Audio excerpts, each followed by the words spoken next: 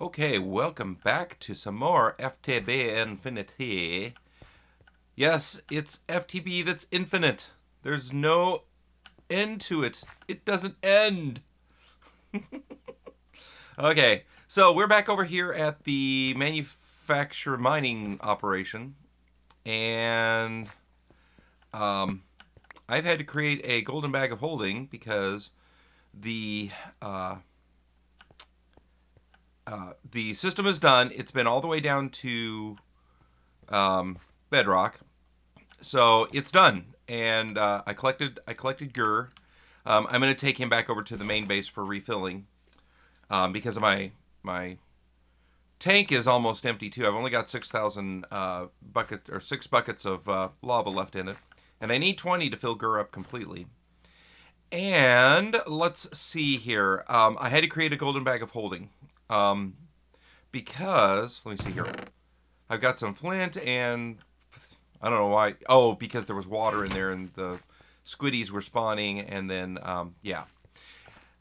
This is how much cobble comes from doing this, and this is double compressed cobble. So 1, 2, 3, 4, 5, 6, 6 and 2/3 stacks of double compressed cobble, which I don't know how many chestfuls that would have been.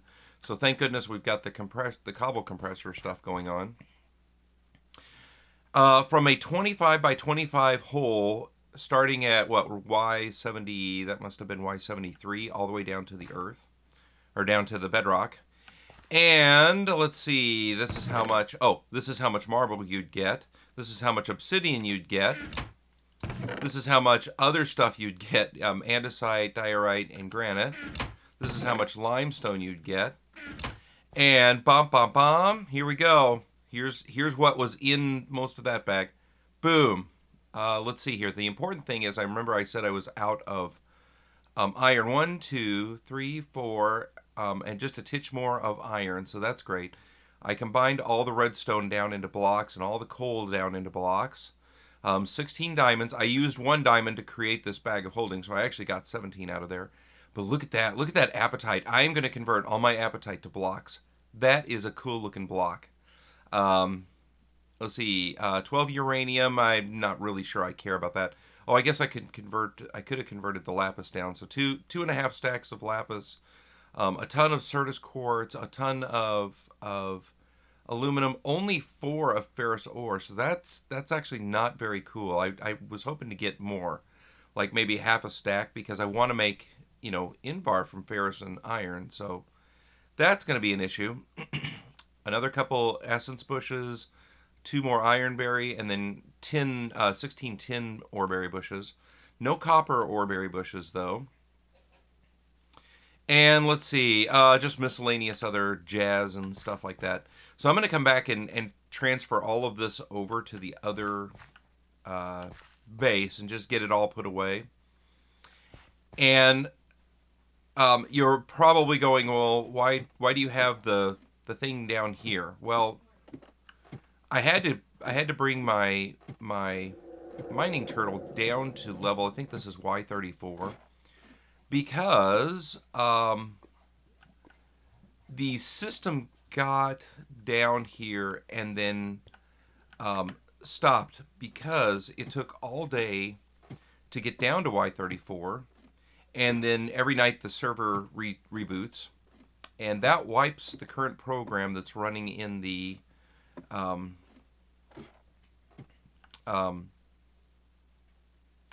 that wipes the current program that runs in the turtle. And just luckily, at that point, the turtle was up here out of fuel.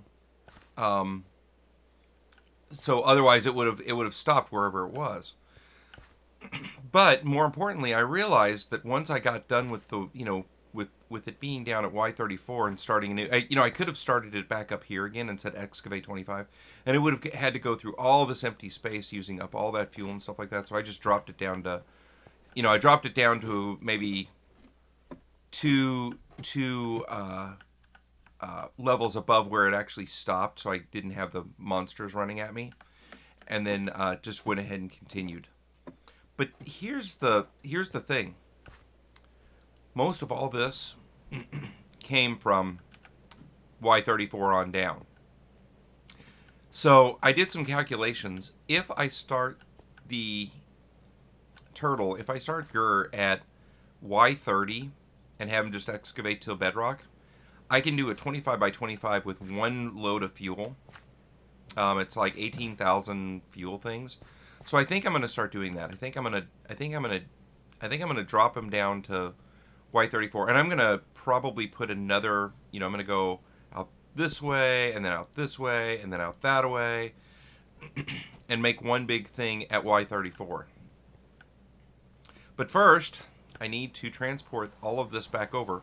The other thing that I want to do is I was sitting here thinking for a second, I'm like, I'm going to have to make all these more pipes and everything like that, and that was dumb, because why don't I just get an ender chest, and ender chest, have one ender chest over here, have him deposit the stuff into the ender chest.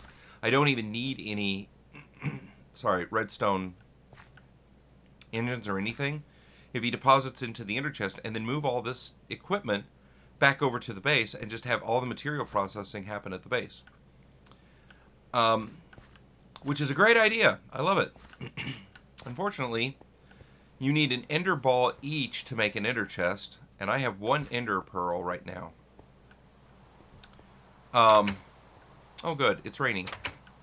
Time for a walk into the woods as it's raining. That's perfect. So probably I'll have some spawnage going on here. I don't know, maybe not. It's still pretty bright out, I guess. So, my next step here really is I want to get to a point of having an ender pearl. And for that, we're going to have to be hunting for an ender bobs. And I'll tell you, I have been hunting ender bobs, and as soon as I see them show up on my little mini map, I'm usually off and running towards getting them. And I probably killed, I don't know, 15 or so of them. Not a single drop. So I'm sitting here thinking, the best thing to do, I think, would be to probably get a auto spawner and have a auto spawner and a thingy of, what do you call those things? An auto spawner. If we get, here's a nice little chunk error. Oh, this is beautiful. Let's take a look in the chunk error. Oh, poop. Okay, it wasn't a chunk error. It was just a non-rendering thing. Oh, well. So I thought about getting an auto spawner and a harvester or a mob grinder and that combination. But of course, to do that, I need gas tiers. Because you have to have a gassed, you have to get a safari net, or as I like to call them, Pokeballs. And then you have to put that in your auto spawner. Now I do have, and I don't know if it'll work. Yeah, from chests that in the dungeons that I found so far, I've got two Pokeballs, and I've also got this jailer. These are the single-use safari nets. And then I've also got this jailer safari net. I don't know if the single-use ones will work in the I don't know if the single-use ones will work inside the what do you call that? The auto spawners. I guess I'll go into a creative world and find out if it will work or not. I'm kind of doubting it, and I'm kind of thinking, even if it does work, it probably won't keep working. So I really need to have a regular Pokeball thing, and yeah, kind of go from there. But that is a job for a little bit later. So what I'm going to do is I'm going to drop all this stuff off, get Gur going on his next adventure over there, and then kind of go from there. So I'll be back with you in just a second. Okay, bye-bye. Okay, welcome back again. And let's just talk for a second. Can we just converse for just a second here? Um, so Gurr has finished his second uh, deep bore shaft, I guess. And let's see, I've got some stuff in here. And this is the setup. So this is a sag mill in Dario. And so I've got my chest up here that I drop all my ore into. It goes in here. I've made a bunch of these dark steel balls because they improve. Look at that. They improve the main output. Stop. The main output by 150%. That's the primary ore. So like right now, there's the silver ore, and then you should have just seen it. The little bit of extra ore, you get the bonus output of 200%, power deduction of 30%, and I think it goes faster too to boot. So so I'm using these little balls here. I can get double layer capacitors for even better performance, but I'm okay with what's going on right now. Feeds the dusts into here, and then I've actually got two alloy smelters. They're both set up for furnace only, and they just pull from this chest here that the dusts feed into, and then this one goes around back, of course, and then this one just shows it everything. So look at this. That may not look like much, but consider, well, I'll get rid of the stone.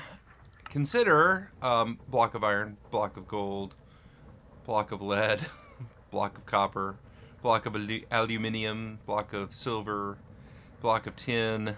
Yeah. And then, look at how many stacks of iron.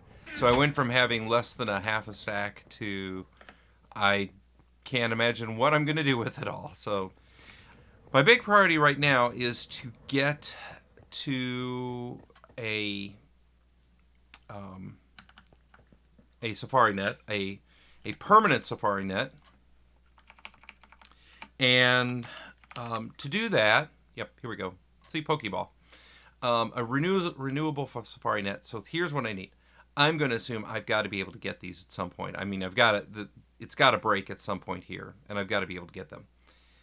That's the thing that I need. I don't have a gas tier. I need a gas tier, and I ain't got one. So my first step is to make a jetpack. Now, I'm most familiar with the IC2 and the Gravitation Suite jetpacks. In order to make I don't really mess with the combustion jetpacks, just because they don't last very long. Let's see, it just doesn't last very long. Yeah, 30,000 megawatts, and you have to make the biogas and everything like that. So you have to have some infrastructure in order to make it. I more make the electric jetpacks, but in order to make them, I need glowstone, which of course I need to go to the Nether for, which of course the Nether is like, especially in Feed the Beast, is like the world at night. Like you're trudging through a dark forest at night, and I just know I'm going to end up dying, and I need a good means of escape and stuff, and I don't have it, so I need to make a jetpack. So if I need an electric jetpack to get, or I need glowstone to get a jetpack, and I don't have that. So I got those, and I got these. So the story behind these is I ran over to spawn, and I went over there, and it appears that Sarnorian at his base, had some sort of witch spawner and found some blaze spawners and brought them over and stuff like that. And so I took some of this stuff. Now the only thing I've used the blaze powder on at all was I did that little experiment where I put the carpenter's blocks and lit them up with in fact, I think this is one here. Yeah, it's a carpenter's block, and it's lit up with a piece of glowstone, but it doesn't keep the mobs from spawning, so I just put the torch back down, and we'll figure something else out to do. I haven't used the blaze rods. I can't think for anything. I don't think I've used the blaze rods for anything at all. And the same thing with the sulfur too. The sulfur, they've got apparently a gigantic spawner over there, and they are using it to create all kinds of stuff. So there is plenty of, I mean, there's a ton of stuff. Just trust me. And that's really not how I like to play. I don't mind being given starter equipment. And I, I say I don't mind being given starter equipment, but of course, your starter equipment is basically stone tools, and why would you need those? I mean, why do you need that kind of starter equipment? I don't mind taking a little bit of starter food if there's some food around and stuff like that, like maybe half a stack of potatoes, just so I can get to where I'm going and stuff, especially if the area around spawn has been plundered. So I don't mind doing that, but this kind of stuff, this is the type of stuff that I really feel like I'm cheating if I use it. So adios. We're just gonna toss it, and we're gonna get our own. I've already had some sulfur starting, so I'm not worried about the sulfur. I'm not worried. I'm definitely not worried about the glowstone. There's plenty of glowstone in the Nether. Yeah, I'm not worried about that stuff. I'm just gonna go and play the game the way it was meant to be. So that being said, now we need to go make some stuff. So let's go. We need to make jetpack, and of course, for a resonant jetpack, you need ender pearls. But I can make a reinforced. Is that what these are? Yeah, the reinforced jetpack. But apparently, you have to start with you have to go down the line. So might as well just go ahead and do that. So I'm gonna start making things, and I'll keep on recording, and then I'll just pop back in as I make this or that, and you can see it.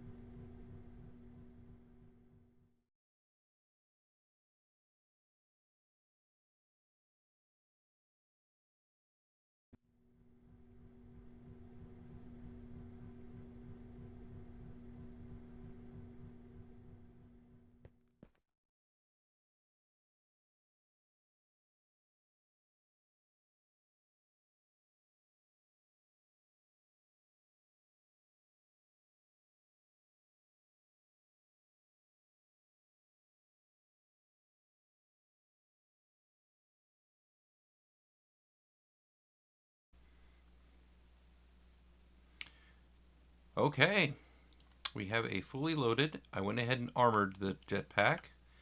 Let's go ahead and try it on real quick. And okay. So supposedly, okay, I think I figured this out. I remapped some of the keys so that my hover mode works and stuff like that. So let's go ahead and take a cruise. I have to say, I'm not impressed with the amount of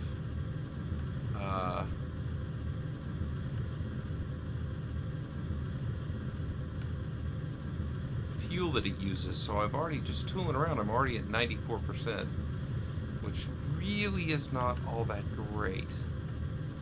But, I mean, I suppose for just running around and stuff, it's going to be okay. And I'm really quite out quite a bit already, so I'm not too bad. Now, the only thing I don't like is this hover mode, so I'm slowly going down. I mean, I could go down just by hitting my shift down key, but I don't know. So I'm going out here, I'm just looking for a witch's Dimababobby, a witching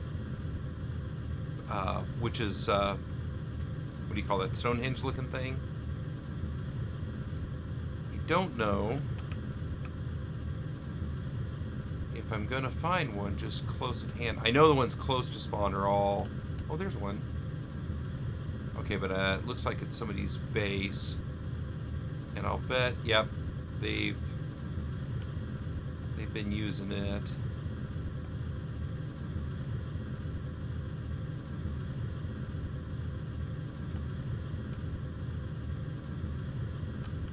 I don't like the particle effects either. This is a stopgap measure, and it was something really quick to do. Oh, tree sheep. Hello, tree sheep. What's that? Is that kind of a tree pig? Okay, we'll get back to my base real quick. I'm already down to 85%, which in the nether will be, I guess, okay.